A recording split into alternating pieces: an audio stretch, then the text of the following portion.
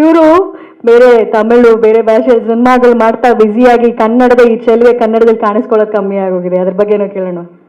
ಅಯ್ಯೋ ನೋಡಿ ಅವ್ರ ಕಣ್ಣು ನೋಡಿ ನನಗೆ ಭಯ ಆಗೋಯ್ತು. ಹಬ್ಬ ಏನ್ ಪಂಚ್ ಕೊಟ್ರು ಅಣ್ಣ. ಸೂಪರ್. ಖುಷಿ ಅವರೇ, ನಿಮ್ಮ ನೋಡೋದೇ ಒಂದು ಖುಷಿ. ಆ ಸ್ಕ್ರೀನ್ ಮೇಲೆ ನೀವು ತರುವಂತಹ ಕ್ಯೂಟ್ನೆಸ್, ಆ ಸ್ಮೈಲು, ನಿಮ್ಮ ಆ ಸ್ಟೈಲು ಪ್ರತಿಯೊಂದು ಖುಷಿ ಆಗುತ್ತೆ. ಸನ್ ಆಫ್ ಮುತ್ತಣ್ಣದಲ್ಲಿ ಖುಷಿ ಅವ್ರ ಪಾತ್ರ ಯಾವ ರೀತಿ ಇದೆ ದಯವಿಟ್ಟು ಹೇಳಬೇಕು. ಎಲ್ರಿಗೂ ನಮಸ್ಕಾರ.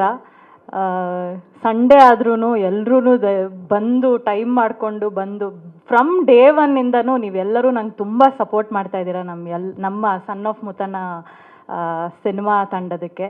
Thank you so much.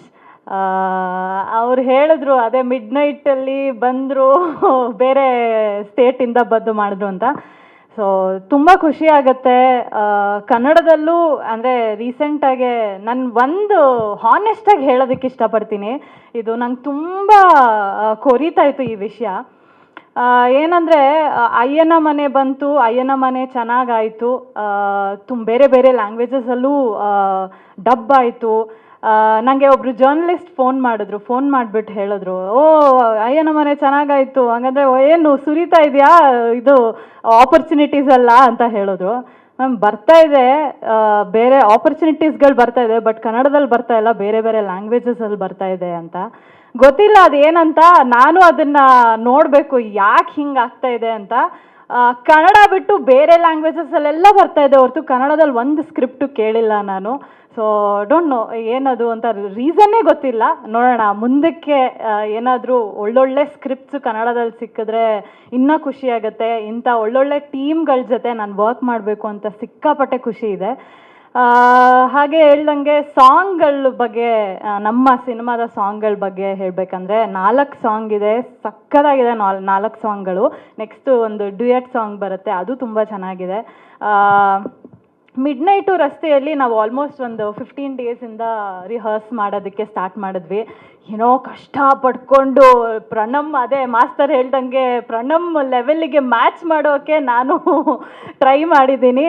Because dance ಎಲ್ಲ ನನಗೆ since I'm a classical dancer, I was a classical dancer, ಒಂದು ಸ್ವಲ್ಪ ಫ್ರೀ ಸ್ಟೈಲ್ ಎಲ್ಲ ಕ್ಲಾಸಿಕಲ್ ಥರನೇ ಸ್ಟೈಲ್ ಬರುತ್ತೆ.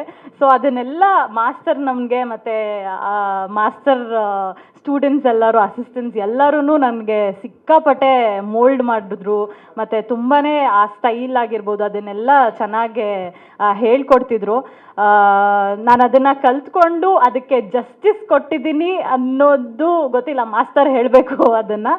ಆ್ಯಂಡ್ ನೀವುಗಳೆಲ್ಲರೂ ಹೇಳಬೇಕು, ಯಾಕಂದರೆ ವಿಡಿಯೋ ಸಾಂಗ್ ಇದು ಆ್ಯಕ್ಚುಲಿ ಮಾಸ್ತರ್ ಹೇಳ್ದಂಗೆ 50% ಆಫ್ ದ ಸಾಂಗ್ ಅಷ್ಟೇ. ಇನ್ನು ವಿಡಿಯೋಲಿ ಸಿಕ್ಕಾಪಟ್ಟೆ ಮೂವ್ಮೆಂಟ್ಸ್ ಆಗಿರ್ಬೋದು, ಬ್ಲಾಕ್ಸ್ ಆಗಿರ್ಬೋದು ತುಂಬ ಚೆನ್ನಾಗಿ ಬಂದಿದೆ.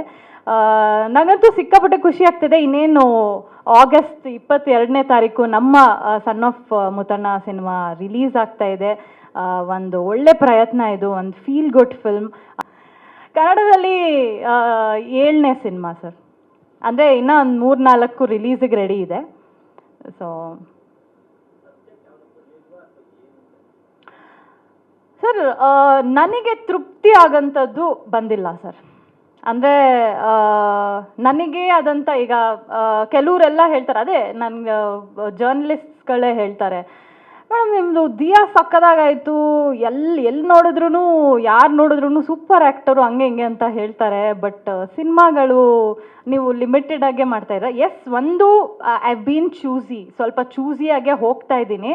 ಬಟ್ ನನಗೇನಂದರೆ ನನಗೆ ತುಂಬ ಇಷ್ಟ ಇರೋ ಡೈರೆಕ್ಟರ್ಸ್ ಮತ್ತು ಸೆನ್ಸಿಬಲ್ ಡೈರೆಕ್ಟರ್ಸ್ ಜೊತೆ ನಾನು ವರ್ಕ್ ಮಾಡೋದಕ್ಕೆ ಇಷ್ಟ.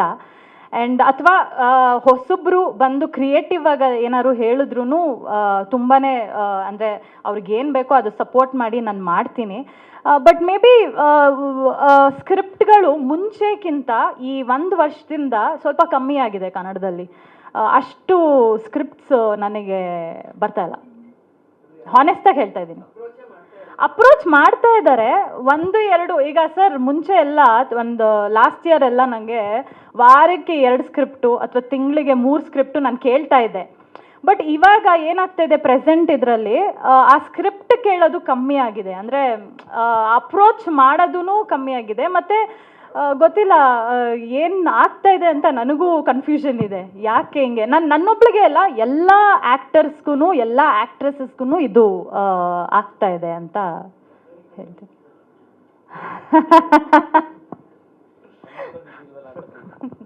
ಅದು ಫೀಲ್ ಇದೆ ಆ್ಯಕ್ಚುಲಿ.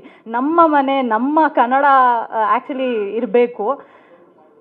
ಇವಾಗ ಬ್ರೆಡ್ ಆ್ಯಂಡ್ ಬಟರ್ ಅಲ್ವಾ ಸರ್, ನಂಗೆ ಇದು ಬಿಟ್ಟು ಇನ್ನೇನು ಗೊತ್ತಿಲ್ಲ.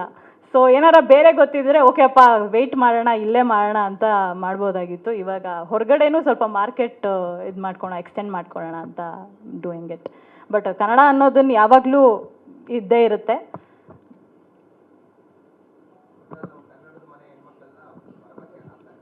ಅದನ್ನೇ ಸರ್ ನಾನು ಹೇಳಿದ್ದು, ಅನ್ನ ಅಲ್ವಾ, ಅನ್ನ ಬ್ರೆಡ್ ಆ್ಯಂಡ್ ಬಟರ್ ಅಲ್ವಾ ಸರ್, ಸುಮ್ಮನೆ ಕೂತ್ಕೊಳ್ಳೋಕ್ಕಾಗಲ್ಲ ಮನೆಯಲ್ಲಿ. ಎಲ್ಲಿ ಆಪರ್ಚುನಿಟಿ ಸಿಗುತ್ತೆ ಅಲ್ಲಿ ಹೋಗ್ಬಿಟ್ಟು ಮಾಡಿಬಿಟ್ಟು ವಾಪಸ್ ಬರೋದು ಅಷ್ಟೇ ಸರ್. ನಿಜ ಸರ್, ಒಳ್ಳೆ ಸ್ಕ್ರಿಪ್ಟ್ ಇದ್ರೆ ಹೇಳಿ.